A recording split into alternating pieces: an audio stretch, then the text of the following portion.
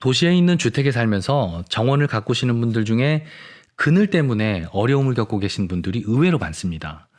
저희 집 같은 외딴 시골과는 다르게 도시에서는 집과 집 사이가 가깝다 보니까 건물 그림자 때문에 거의 하루 종일 그늘이 지는 곳이 생기기도 합니다. 그런 그늘에서는 식물을 심어 놓고 그 어떤 노력을 해도 잘 자라지 않는 경우가 많습니다. 이럴 땐 어떻게 해야 될까요? 정원 가꾸기를 못하는 건가요? 안녕하세요. 소라이 정원입니다. 댓글을 보다 보면 정원에 하루 종일 그늘이 져서 고민이신 분들이 참 많은 것 같습니다. 그러나 고민하실 필요 없습니다. 그늘에 심어주어도 잘 자라고 화려하게 꽃을 피워주는 식물들이 많이 있기 때문입니다. 또 꽃뿐만 아니라 잎이 화려해서 어둡고 우중충한 그늘 정원을 산뜻하게 바꿔주는 식물들도 많습니다. 그늘 때문에 가뜩이나 어두운데 더 암울하게 만드는 식물들을 심지 마시고 오늘 소개해드리는 식물들을 한번 심어보시기 바랍니다. 여러분의 그늘 정원을 아름답고 화려하게 만들어줄 겁니다. 여기 건물 한쪽에 빈 땅이 있습니다. 그래서 여기에 정원을 만들려고 하는데요. 그런데 이곳은 북향이라서 아침에만 아주 잠깐 햇볕이 들고 하루 종일 그늘이 지는 곳입니다. 아마 여러분의 정원에도 이런 곳이 적어도 한두 군데는 있을 건데요. 지금부터 이런 그늘 정원을 어떻게 가꾸면 좋을지 설명해 드리겠습니다. 건물과 가까운 이 화단 뒤쪽 부분은 화초보다는 주로 나무를 심어주는 것이 좋습니다.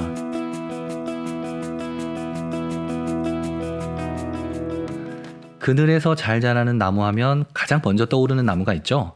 바로 수국입니다. 수국은 꽃이 화려하고 예뻐서 제가 정말 좋아하는 식물인데요. 시선을 강탈하는 이런 청수국, 아니면 이런 핑크색 수국, 또 이렇게 한 송이에서 여러 가지 색을 띠고 있는 수국을 심어 놓으면 좋습니다. 다음으로 화살나무입니다. 5월에서 6월에는 잎이 연녹색이다가 가을이 되면 붉은색 단풍이 참 아름다운 나무입니다.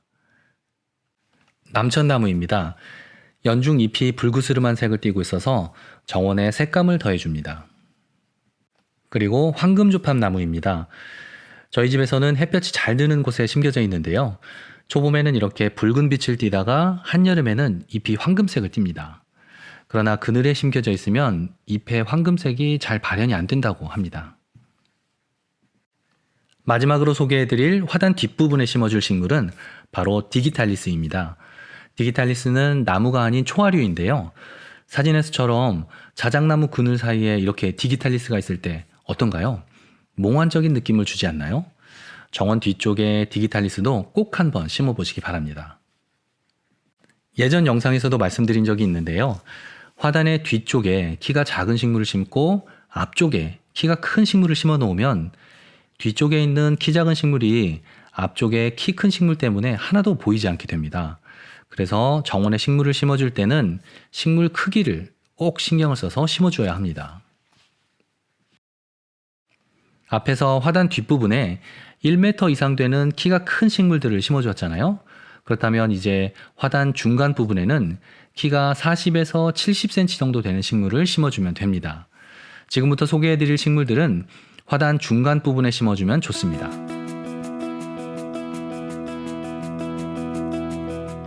아스틸베입니다. 아스틸베는 개화기간이 짧은 것이 너무 아쉬운 꽃입니다. 그러나 짧긴 해도 밝고 화사한 꽃이 피어있는 동안에는 기분이 참 좋습니다. 다음으로 메발톱입니다. 메발톱은 인터넷에서 검색을 해보시면 여러 가지 다양한 꽃 모양과 색상이 있습니다. 색깔별로 구입을 하셔서 화단 중간 부분에 여기저기 심어 놓으시면 다채로운 색감을 가진 정원을 만드실 수 있을 겁니다. 금당화입니다. 한 줄로 길게 늘어선 붉은 꽃이 참 우아하죠.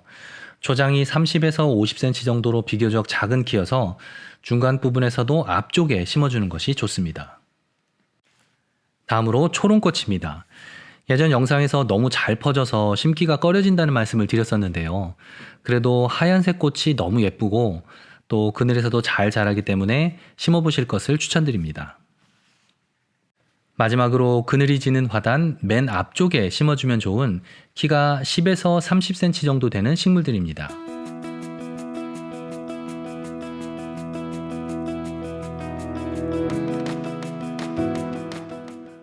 식물 소개에 앞서 한 가지 짚고 넘어가야 할 것이 있는데요.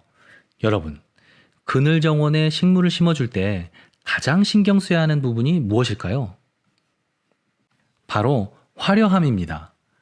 같은 식물도 가급적 화려한 꽃을 가진 식물을 심어주는 겁니다. 그런데요, 이 화려함은 꽃으로만 표현할 수 있을까요? 아니요, 식물의 잎으로도 만들 수 있습니다. 다양한 색과 무늬가 있는 잎을 가진 그런 식물을 심어주면 됩니다.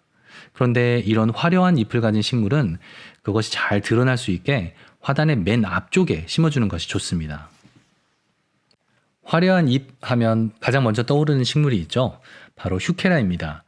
휴케라는 여러 가지 색깔이 있는데 한 가지 색만 심어놓지 말고 다양한 종류의 색상을 심어주면 좋습니다.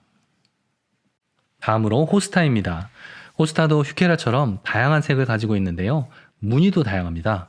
몇 가지를 섞어서 심어주면 좋습니다. 아이비입니다. 무늬가 있는 작은 잎이 귀여운 아이비는 잎 모양도 특이해서 화단 가장자리에 경계석과 어우러지게 심어 놓으면 좋습니다.